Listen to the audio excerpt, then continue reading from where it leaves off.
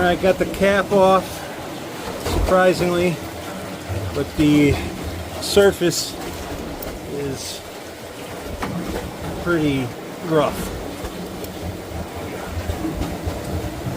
So this was completely full of old marine grease. You can see some of it left there, just light green in color. Some of this tan stuff is clearly from what I pumped in.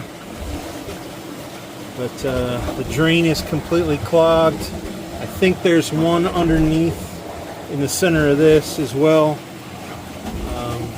Yeah, so we're just gonna hose it down with some regular old grease, get her back together, and come back with grinders and files and sandpaper so we can get all this cleaned up.